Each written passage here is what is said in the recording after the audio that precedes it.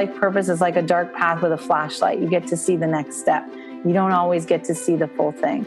Welcome to Free Your Inner Guru. I'm your host, Laura Tucker.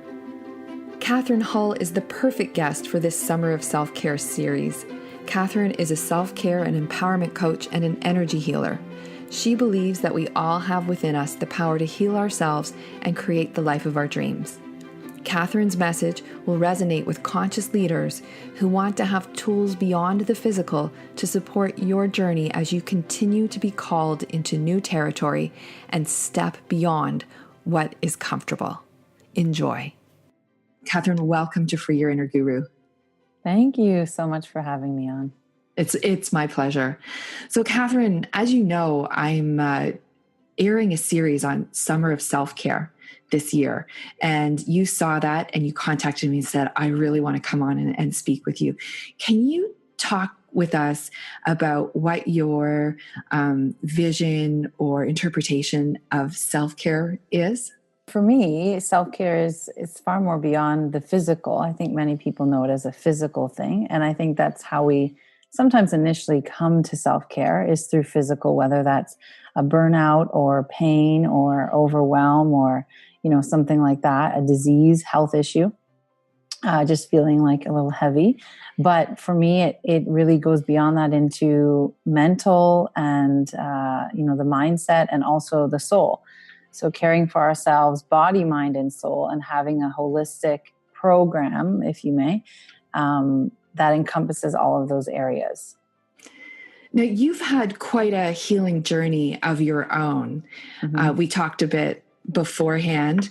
And could you share with us what your progression and understanding was based on your life experience, and then how you found that in your professional life aligned with those steps of that story the way that I understand it? Right. So in my personal life, I could say that my self-care journey really began around the age of 28. I was married at that time for 9 years. So I was married very young and had 2 children. They were 6 and 2 at the time. And it was clear to me that I was ready to move on from this relationship. And I was very busy. I was also a full-time personal trainer at a big, well-known gym. And I was really going all the time. I hadn't experienced what a burnout really was. It's like I had an unlimited pool of physical energy to pull from.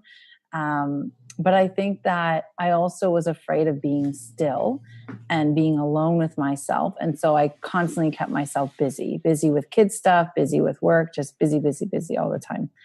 And when I went through my separation, a lot happened with me energetically, spiritually. I was working with an energy healer at the time. So that was, of course, playing a part in how I saw the world and myself.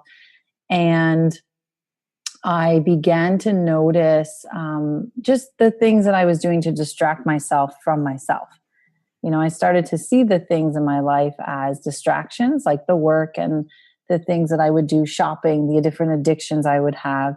I started to notice them, have greater awareness around them. And that led me into looking at self-care. And I think even then it wasn't really as much of a hashtag as it is now. It wasn't as much of a, self-care was it was starting to become a thing, and in my life, I nobody was really talking about it, but I realized, I think people were similar to me, feeling, burnt out, maybe, moms, women. We were not only being housewives, we were also being, working women as well. And so that was adding up. And when I left my marriage, and then soon after also left my position at the company I was at and started my own business, I really experienced a large burnout at that time.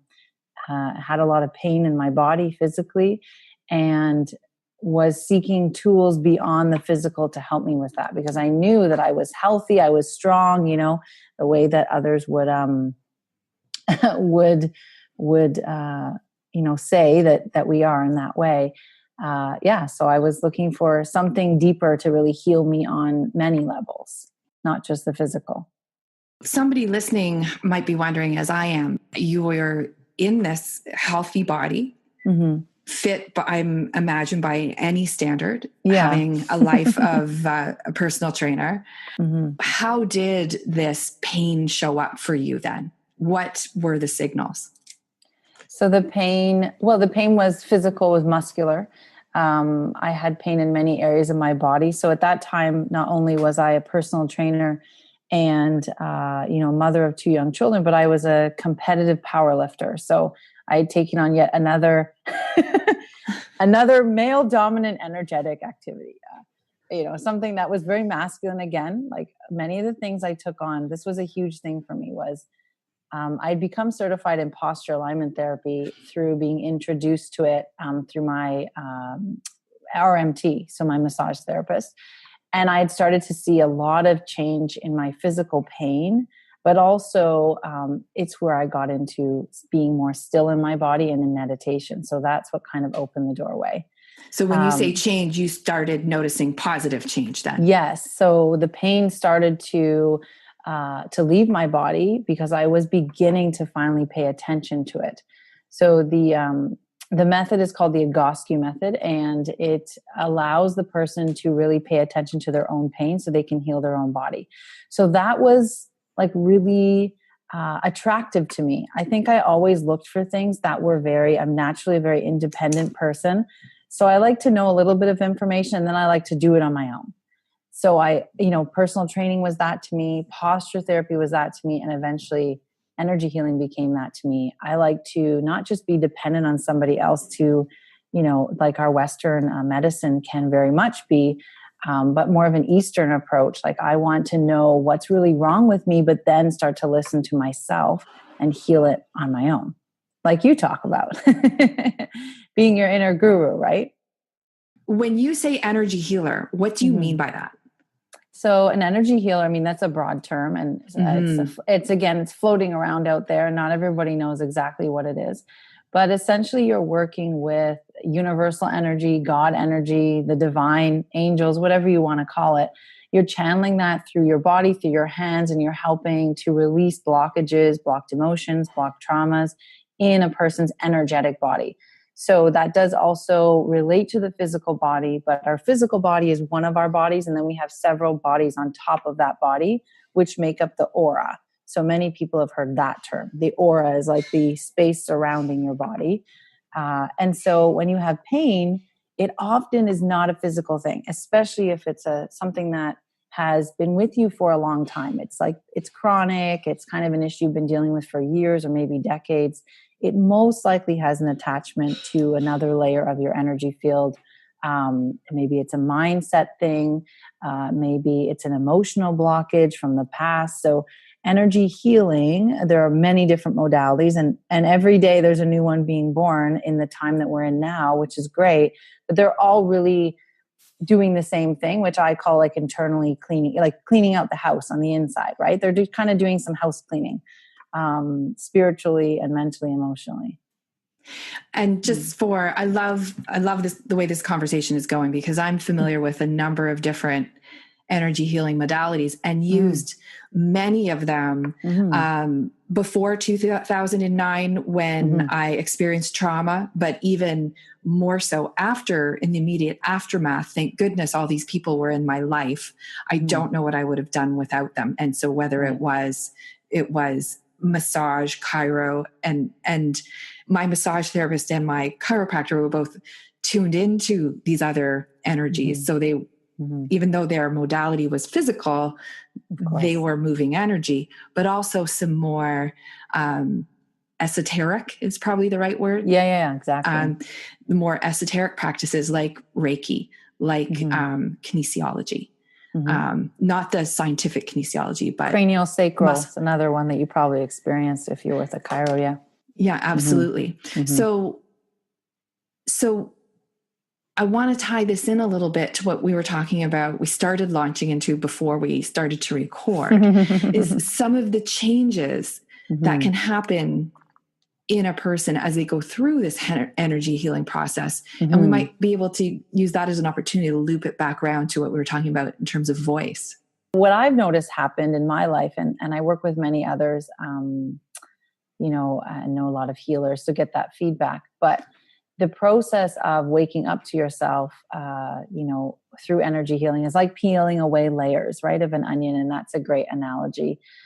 As you clean out the internal clutter and the junk, you're able to listen more intently, more clearly to your gut, to your inner guru, to your intuition. But also I find that because in that you're raising your vibration to one that's lighter and higher, if you return to an activity that used to, that maybe isn't so great for you, it's almost like you get a double slap. It's like the things you used to do, and that was like really puzzling for me.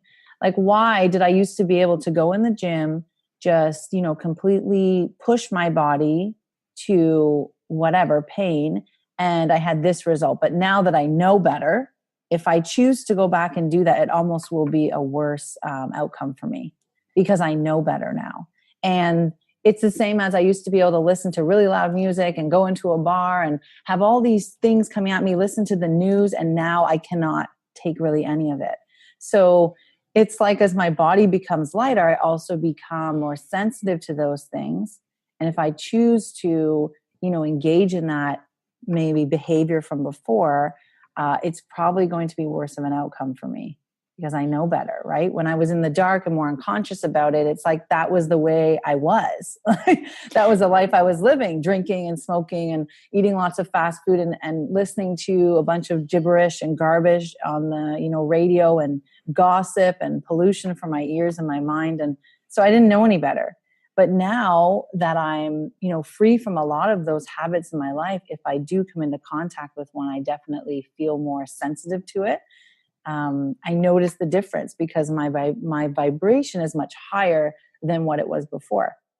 And so self-care is like really important for me now, especially because of that. It's really about keeping my vibration as high as possible, allowing me to connect with myself as much as possible, so I can make choices that are going to be in alignment with that.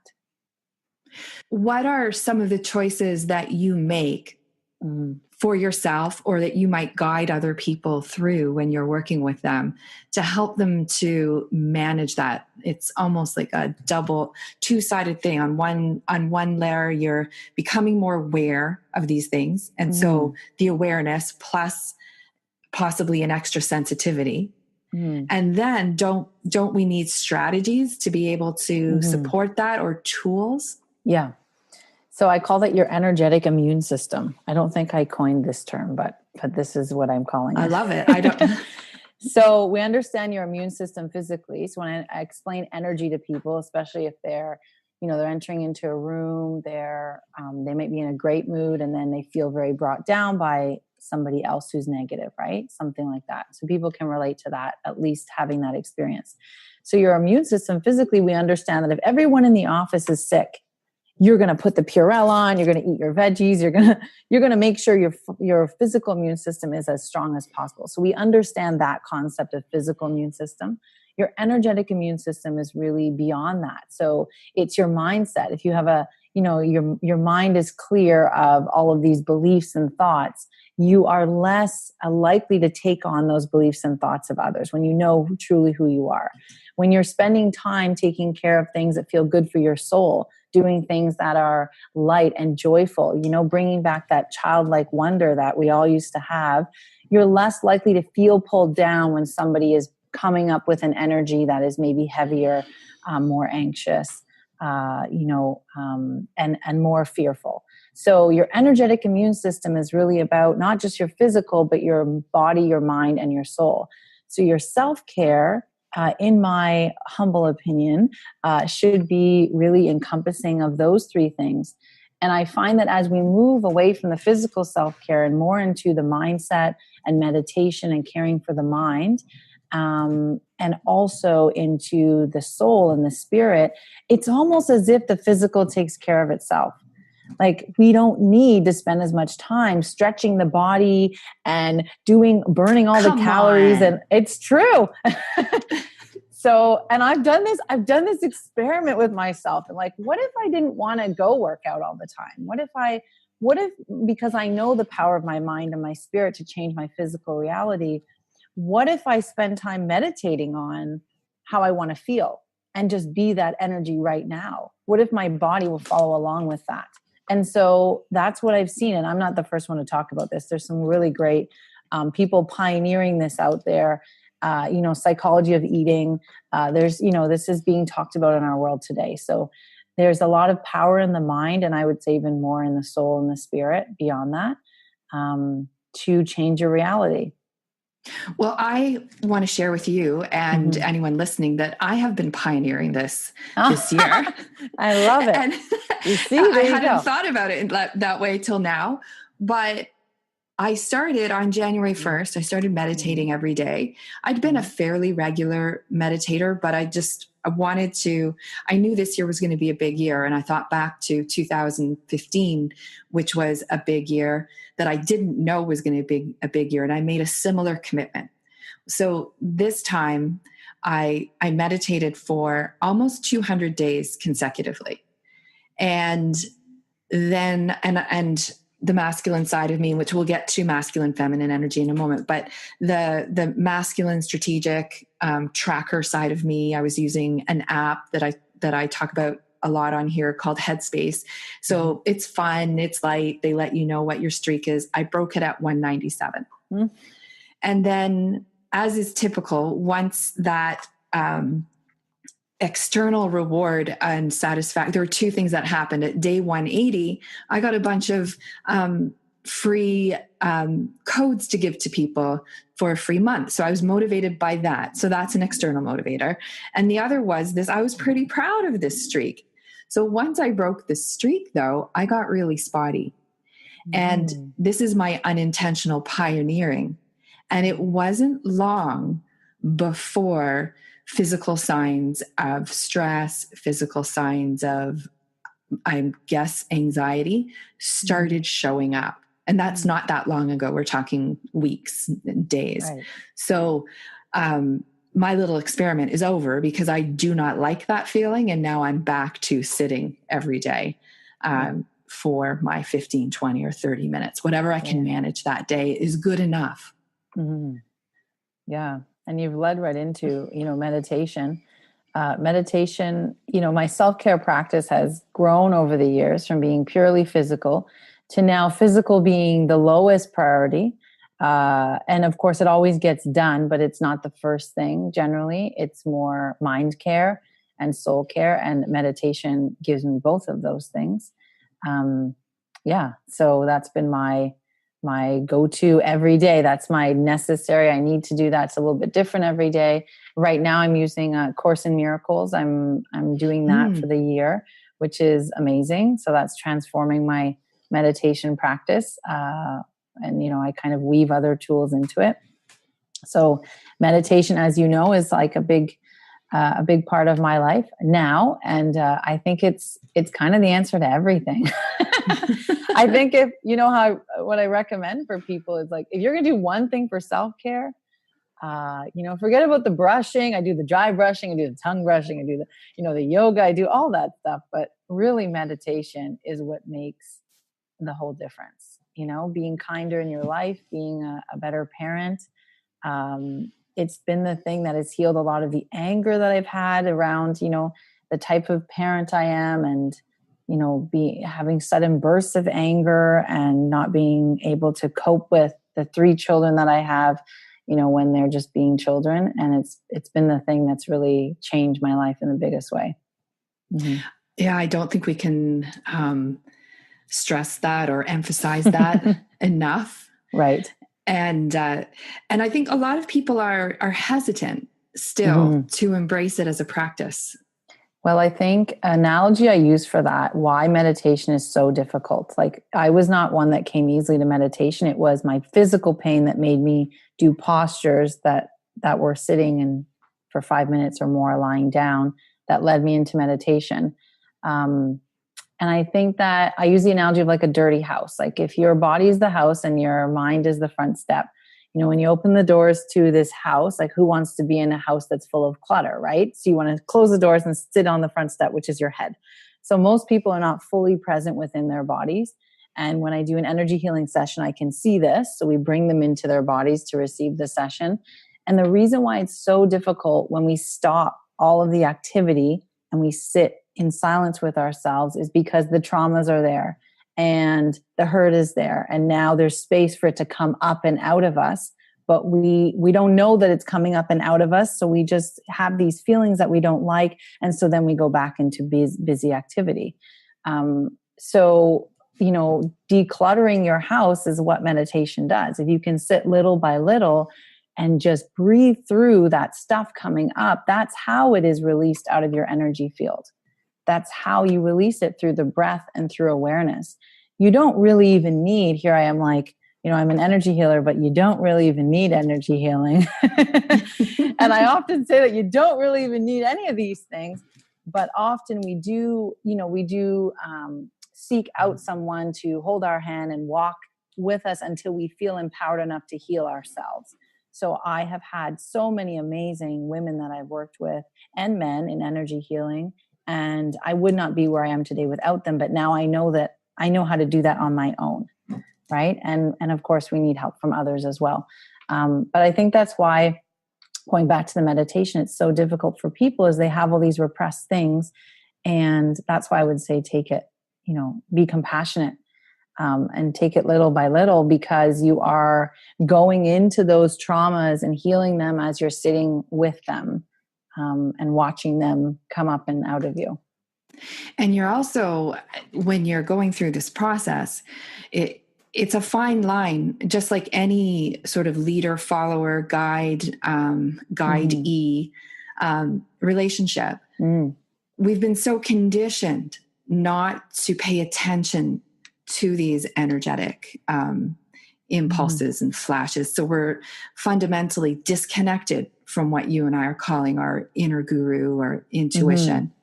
And then that, plus, if you're like me, my life before my late 30s, early 40s really had none of this in it. I mean, I was always up for a massage or an adjustment or a workout, but the whole revelation of there's more to us than what we think and what we can physically see and touch was completely foreign to me. I have friends who kind of grew up in that environment, and it was just completely natural to them. So we need to have guidance from somewhere. As much as you say we don't need it, the goal is probably to learn until you have a decent handle on what's true for you and how your energy and inner guidance speaks to you.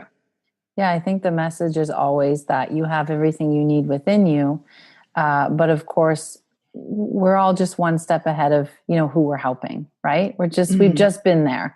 So absolutely, we do, we're here to help each other, and that's powerful. And that's why we see such an emergence of energy healers and, people working with light and, all different things like that coming into our world today.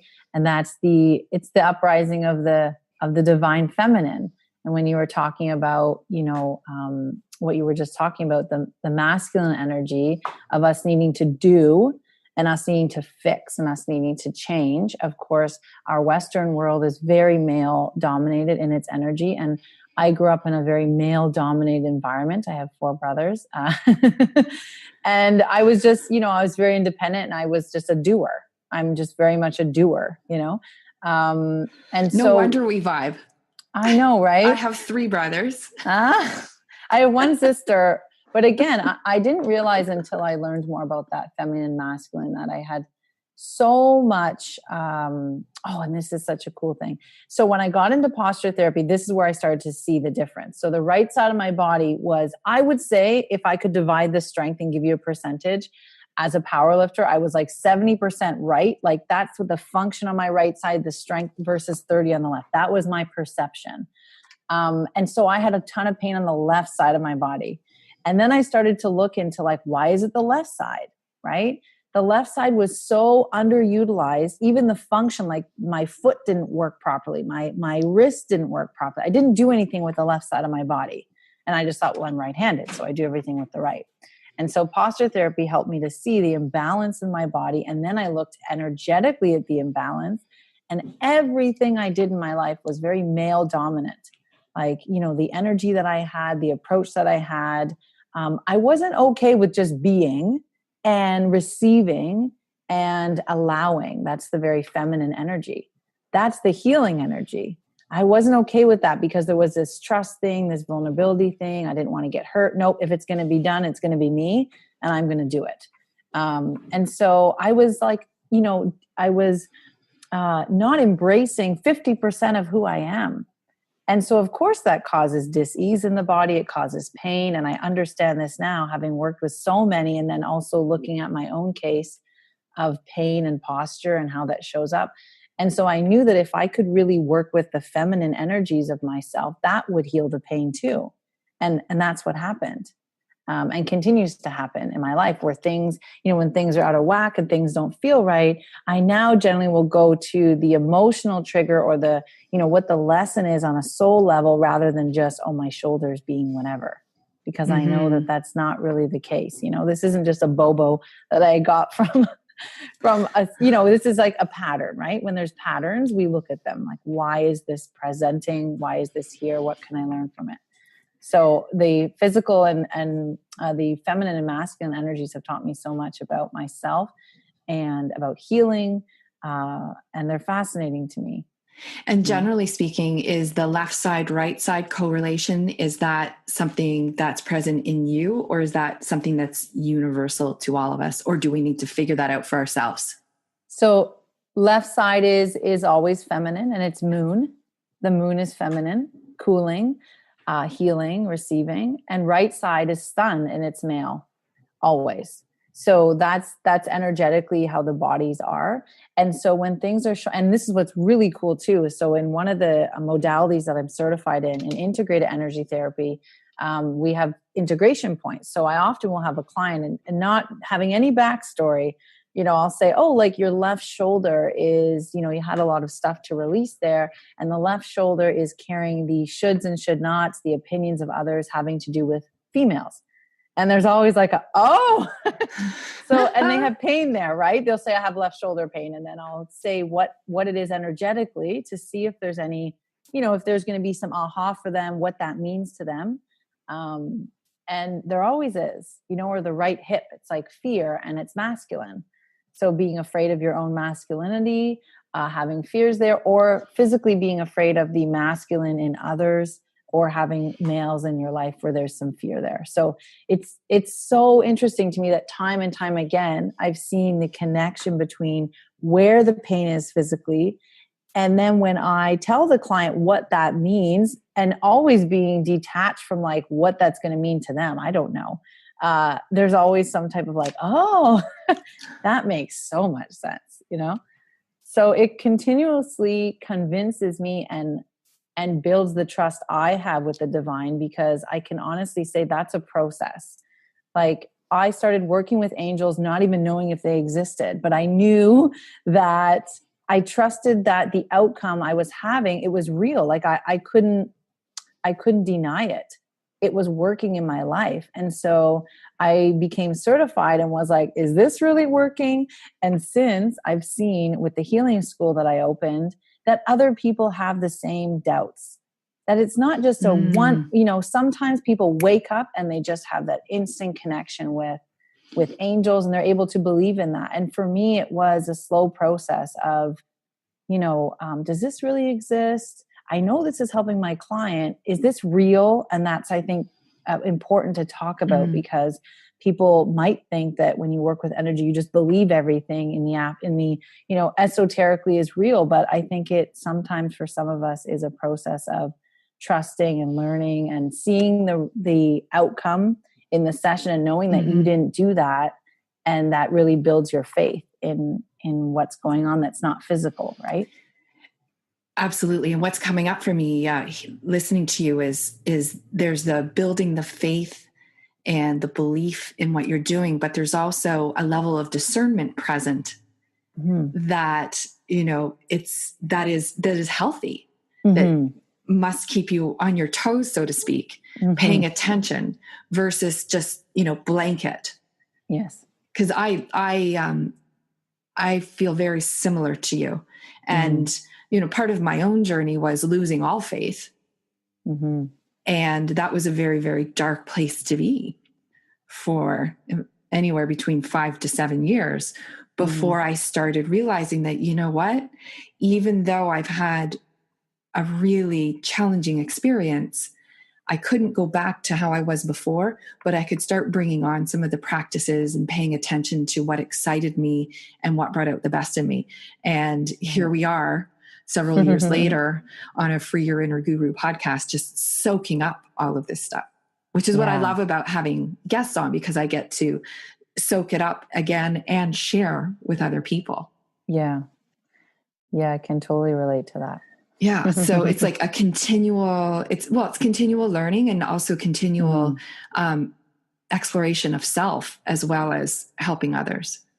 Yeah. And I think also for me, letting go of the fear of what others will think about me. You know, I've always had a connection to God. I went to church without my family when I was 13 and wanted to get baptized. And like, I read the Bible when I was a kid. Like, I always had a connection to God, but the way I was raised, I thought God was a religion, but I had a connection to something bigger than myself. And then I went through a stint when I was a teenager and kind of, you know, renounced everything and was a big badass. But I still had that, you know, I would pray, and then energy healing came into my life. And changed things a little bit. I started to go away from, I think, what I knew God to be, and, you know, kind of dabbled in angels and the divine and all these different ways of saying it. And then I've come back to God. And that's been also a little scary for me in my business, because my business has, you know, changed. And I was the personal trainer, and then I was the personal trainer working with angels. And what does that mean? And then I was the personal trainer who, now I was an energy healer, and now I was saying God instead of the universe. What does that mean? And so in my own mind, there was a lot of, I had to let go of the fear of what that meant and what people would think, because it just felt right to me. So this whole process has been like, okay, and now you want me to do what?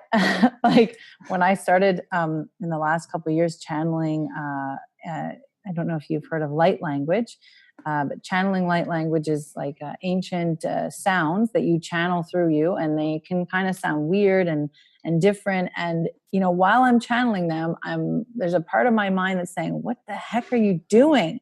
Like, even though I know how much it's helped me, and I've been a client of it for many years, and then it started to come through me, and I pushed it away like so many times. And then I find myself doing it, you know, live on Happiness on the Hill. And I'm like, I cannot believe I'm doing this. And every time I do it, and I don't want to do it, and it might be a 5 to 10 minute thing that goes on in my head, and I'm arguing with God, and I'm going, no, I'm not doing it.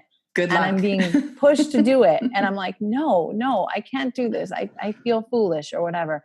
Every time I get over that hurdle and I do it, somebody says something to me like, that is the most incredible thing I've ever felt in my life. Or what just happened? Like, I don't know what you just did. And then it just, again, it reaffirms that trust and that faith. And I was so afraid to do it. You know, I was so afraid to use my voice. We were talking about voice, right? So here we are circling back to voice. Yeah. So the thing that I realized is my gift is to speak and to use my voice. And then I didn't realize it was also to do light language. So now more pieces of the purpose are coming, right? On our path, we get the next piece. People often want to see the whole thing, but I say that, you know, your life purpose is like a dark path with a flashlight. You get to see the next step. You don't always get to see the full thing, right? So it's such a dance with trust, isn't it? Yes. It's when like you're being told to leave this job or do this thing or leave this marriage. You know, it's really listening to your heart, right? And that's why I say it began when I was, I think, 28. And my divorce, it was the first time I listened to my heart over my head, my feminine over my masculine. That was the first time. And then I just kind of exercised that heart muscle a little bit more. But then there's always something that will scare me. Like this light language. I was like, what the heck? Just leave me alone. I don't want to do this. Why me? Why are you asking me to do this? And there are many people that do this in the world, and they're all really amazing, beautiful people. But speaking of the voice, the voice is something that I've seen. We were talking about our voices changing. Yes. And so I used to hate my voice. When I was, my voice has always been this thing, right? The throat chakra for me has been a big area of exploration in my life. It's been very excessive at times, overeating, over talking. It's, there's some trauma there, right? When I get pain, it's in my neck generally. So it's been a big area of learning for me. And my voice used to be up in my nose. So, more of a nasal voice up here. And then it kind of came down into my throat. And then as I practiced more self-care, meditation, healing, it started to drop into my heart. And so and there's a TED Talk, I don't remember what it's called, but he talks about the voice and it being in your heart. That's where he explained it the way that I didn't know how to explain it. I knew it was going on, and I have to find that anyways. We'll find it and we'll put a link in the notes to this. It sounds fascinating. Yeah. And it was really awesome. He was talking about when you're calm, and I noticed that too. When I get excited and I get really anxious, my voice comes up into my throat and my nose. So it comes out of my heart and up into my throat, my nose, and I get really excited. And I used to call myself what's the nanny? Fran Drescher. I used to say myself. Wow. And I hated my voice. I really didn't like it, but it's so interesting that my voice is what I feel, the way that I will leave, that I will help the world. Right. And it's interesting that now I'm, helping it with meditation, doing guided meditations, and it all comes back to my voice, but it was the very thing that I hated and I wanted to change about myself, and I would hate to hear myself. And now I think I really love my voice, but it has definitely changed. When I'm in my heart, the voice it resonates with people. It's easy to listen to. When I get excited, and of course it happens, or I get in my head, I get anxious, it comes out of the heart and it comes up into my throat or my nose. And then it changes. It's interesting. We were chatting before we came on here, and I said this will be a really nice episode for people to listen to because of your voice. It's actually one of the first things that I noticed about you, and we I don't think we really connected until last year, but I was aware of you a couple of years ago at an event that we go to, and I heard your voice and noticed it. This was pre-podcast days, but then, I made a crack about, much to my own surprise, when I started the podcast, I would get emails and phone calls from people who knew me, messages from people who didn't know me. If you read the reviews on the podcast, it's all about my voice. And I thought that it was GarageBand being kind to me, because that's what I use on my Mac. And then I recently went on, I heard myself on a radio interview where I know they're not using GarageBand. And I was like, oh, that's how my voice sounds now. It's such a physical transformation, because much like what you said, if I were to compare, I think my voice was like shooting out my eyes or my ears or something. It was very high. Yeah. And I would hear it recorded, and there must be something. I don't know if it's more predominant in women versus men, but I remember as a young teenager, young adult, anytime I heard my voice coming from a recording device, to me, it was like nails on the chalkboard. I just wanted to run from it. And imagine running from your own voice. What a tragedy that is. Yeah, there's so poetic. It's like running from your truth. Yeah, I know. And and the fifth chakra in the throat is really about your truth and speaking your truth, and when to speak and when not to speak. Now, isn't that a whole life journey? When to say nothing, when to say something. We all can relate to that struggle of when am I to be quiet and accept, and that's the feminine, and when am I to act and show up and say something and change something and use my voice to instill change in the world, and when am I meant to say nothing and be quiet. And that's the balance of the throat chakra. Sometimes we're meant to be silent, sometimes we're meant to speak. So I don't know about you, but my reflex is always to speak. Yeah, generally my reflex is to speak. Being the third of 6 children, I now realize that it's where I am seen And so I have learned, I've done some exploration with that and healing around that. And, really telling myself that I'm seen regardless of if I speak or not. But that was scary, because for me, it was like, if you want to get heard and you want to get your needs met, especially with 6 kids, you need to speak. So then I would just speak all the time. Right. And I still get into the verbal diarrhea sometimes, but I'm more aware, and my meditation and self-care practice helps me to nurture myself, so I don't need to speak when I don't need to, and to love myself and know that I don't need to speak up to be seen, to be heard, that I'm seen and heard just with the presence that I have. But that's a continuous thing. That's something I'm still very much working on right now. And then how that weaves into nourishment and food, because I often will use food when I'm anxious, if I'm in a group or something like that. That's a whole other thing.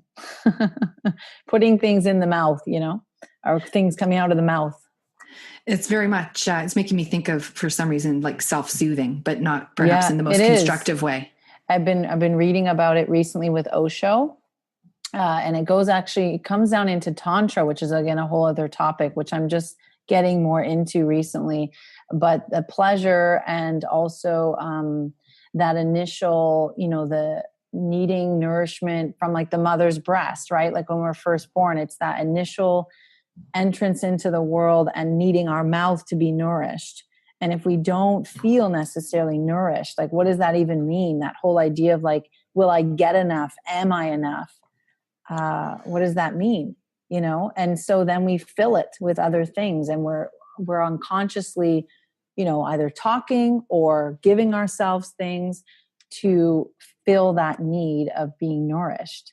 And so I'm exploring that in my own life. Like, what if I don't eat right now? What if I don't need to talk or say something right now? And I think I was so out of whack with whether I was hungry or not, what that even meant. Like, I didn't even know. How did I even know? I'd never been without. I was so worried with like when the next meal was that I was having to work out all the time. That was an interesting, like, if I didn't work out so much, maybe I wouldn't eat so much. If I didn't need to eat so much, maybe I wouldn't work out so much. Maybe my body's doing a lot of work for nothing. Like, it's constantly. Oh, what an interesting. Like, if like that thought. Was a huge, like, wow. Like, my body's doing all this work to digest all this food, but food should be nourishment. And then my body's doing all this work to repair from the muscle damage. That just seems like a lot of work for my body. If I didn't need to eat as much, would I need to work out as much? If I didn't need to work out as much, would I need to eat as much? I'm just fueling my own hunger constantly. And so I looked at that, and I just kind of looked at it. Like, I just watch something for a while and learn from it, and then make some choices once I've decided what I'm going to do. So I started to dial back on the amount of exercise I had in my life, and also to not need to eat because it was 9 a.m., 12 p.m., and 5 p.m. How do I know if my body's hungry if I never give it a chance to show me? But I was so afraid of not having that food there, and I would get very anxious around food. Especially if I was like traveling, or the food was maybe out of my control, somebody else was making it. So the retreats, that I've been on and run, and different times where I've been away for a week and it's like someone else is doing my food. That's always a big area of like self-reflection and self-discovery for me around food. And it's an ongoing thing. As I've mentioned, I'm going deeper into it and healing a lot of stuff around it. Even as you were describing that exchange, I'm going to call it an exchange of energy with between the exercise, the body, and food, and back and forth. There's layers to that. I'm certain. Yeah. As far as even just mental energy. Yeah, so much. I recently went on this silent retreat. That was the first one for me, and it was, and I will incorporate that into my own retreats, because I now see the power of being silent. And I didn't have a problem being silent, which some people who know me might they're like, you're going to go. I'm like, listen, you don't actually know. So this is what I realized. I talk a lot when I'm around people, but it's draining for me because I feel like I have to contribute to the conversation. So the silent retreat for me was like, okay, no one's going to talk to me. I don't have to talk. Thank God. I will not have a problem being quiet, because the expectation is that in a group, if I'm in a group, especially if we're talking about healing or talking about self-care, that healer archetype of mine, that mother archetype of mine, it's going to be on fire. I'm going to have to help out. But if somebody you're one tells of the leaders me, in that group. That's right. So if somebody tells me you don't have to say anything and no one's going to say anything, I actually feel like, oh, thank God, I don't have to work. So what I noticed was that for me, words are how I help people. And sometimes, I feel that I need to use them. So I'm giving advice. Maybe I don't need to give advice, things like that. And so it was like, oh, thank God I don't have to say anything. And I noticed the impulses not only around talking and what happened with that when we broke silence, but around eating, and how then it's like, oh, then the eating was kind of the thing taking over when I couldn't talk. So that whole experience was so awesome for me. And it shifted many things for me when I came back. Like some of my dietary changes and some of the things I was putting in my body, it just naturally, like I just kind of gave them up. It didn't feel difficult because I had the clarity on, the choices a little bit more. So that was cool. I want to make sure that we talk about self-care and energy healing and compassion and the relationship between the three. Right. I have some research that I was doing a couple of years ago that's becoming more prominent in my conversations and so consequently interviews, but also my coaching, where this is the big question that I'm encouraging people to ask themselves is, what's the most compassionate thing I can do for whatever, myself, my business, framing what we're doing as a form of self-care by looking at it through the lens of compassion. Right.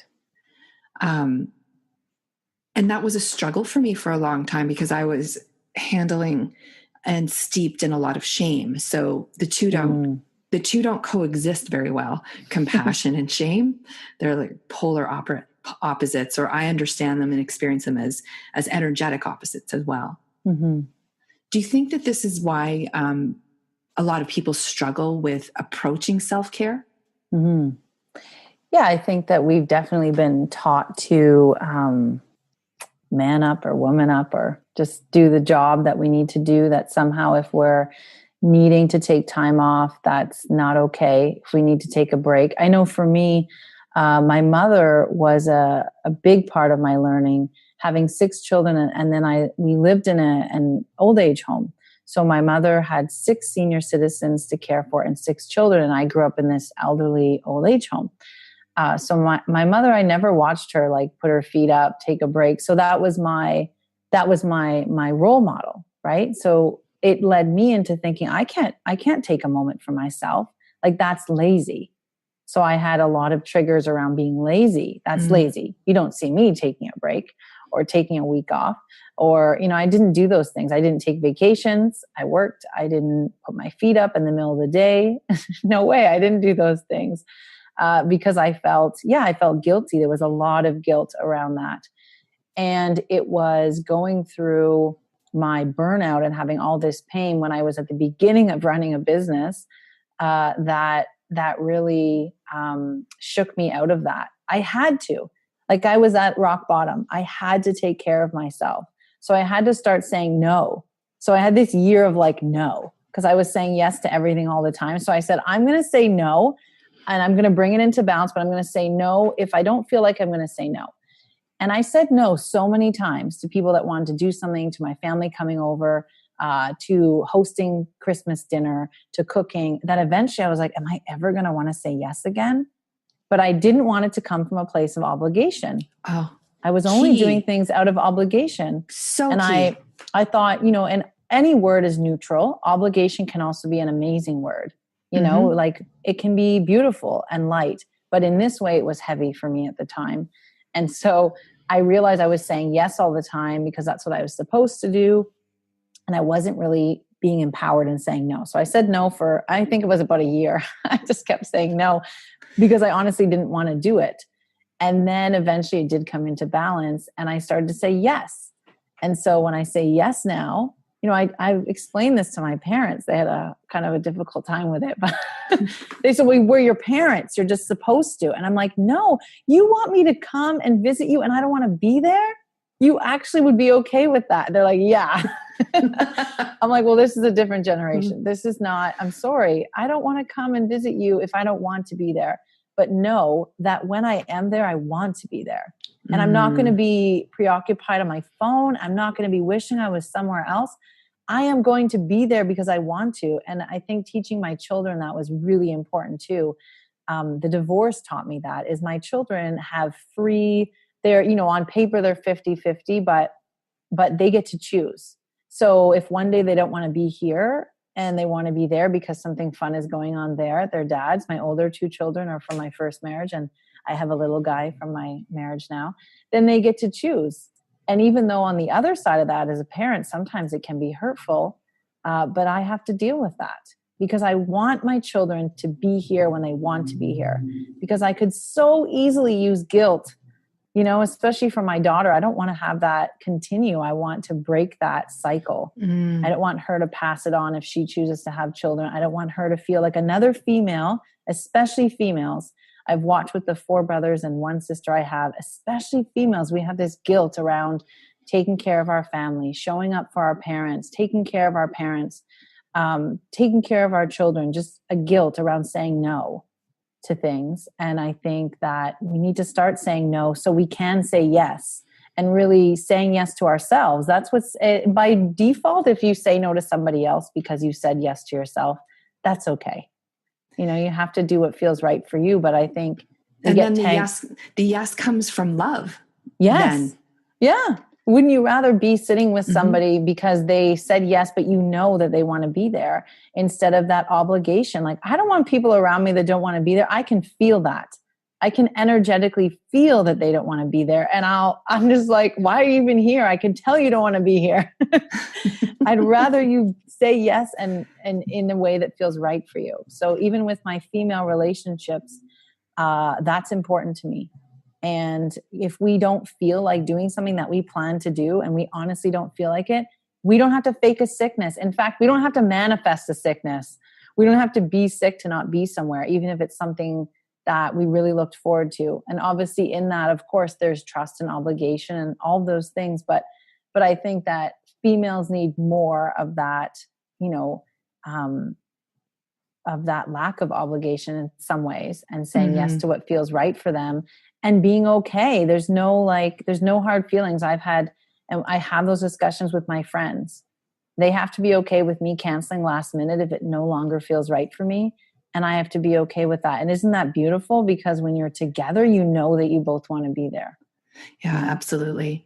Yeah. You're making me think of, I accidentally wiped out one of my most popular blog articles and I have it ready for republished. Oh yeah.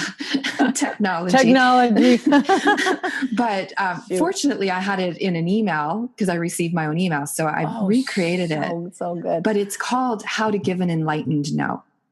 And nice. It's from The Big Leap by Gay Hendricks. Okay. If you've read that. No, and I have not. took that and, it's just 1 or 2 pages in this book. And I was like, oh, this is what I need. And then I wrote an article about an instance where I put this enlightened no into practice. And it was to the benefit of 3 very separate parties. And it was just such a great illustration. So I'll publish that before I release this and link it. That's so great.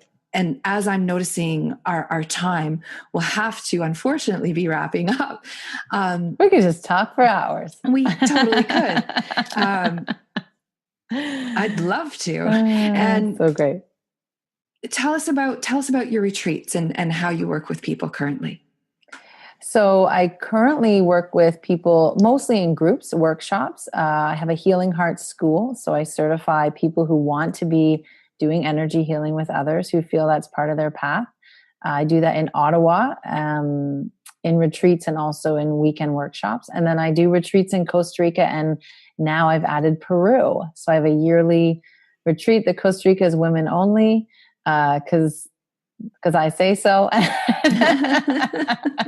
And the Peru one is co-ed. It's more of an active retreat. Like, we're going to several different spots and there's some hiking.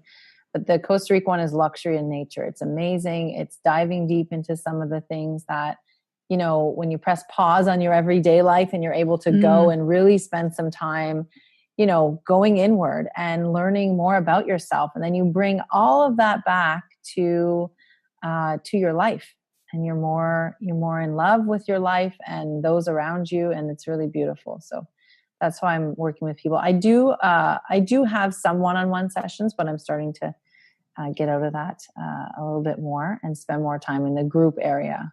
I love the group stuff. But I am at Epic Fitness. For those that are in Ottawa, I'm at Epic Fitness on Fridays doing some one-on-one energy healing sessions if you want to try it. And aren't you opening a meditation center later in the year? Yeah, so I'm opening a meditation studio on Spark Street, right downtown Ottawa in November, with 2 amazing business partners.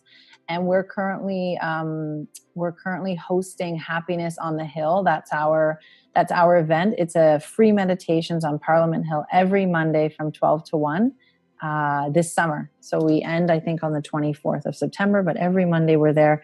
And there's a different meditation teacher every single week. So you get to try lots of different things. And we always do a Facebook Live. People can't make it. So that's awesome. That's a good summer thing. I was just about to what I wanted to add was that I'll leave links to your website and your social media in the podcast notes. And if you're listening, because podcasts stay out there for a very long time, if you're listening to this through the winter and into 2019 and beyond, just check at Catherine's website to see what she's up to currently. Catherine Hull, thank you so much for your insight, your story, your energy, your voice. It's been an absolute pleasure to share this time with you. Yeah, myself also. Thank you so much for having me on. It was awesome. Thank you for listening to Free Your Inner Guru. I know you have a lot of choice where you receive your information and inspiration. If you enjoyed listening to this interview, I encourage you to subscribe on whatever podcast application you use to listen. Apple listeners, I'm always grateful for your reviews on Apple Podcasts and iTunes. A special thank you goes out to Janice Gross and the listener with the nickname West Meets East 3 for your reviews in Canada, and Twin Madri 99, and I'm sure I'm going to say this one wrong, but VLYB for Life in the United States. I always appreciate the reviews when I see them come in. Enjoy your summer, and remember to take some time outside as we move into the last days of August. I'm Laura Tucker, signing off for Free Your Inner Guru.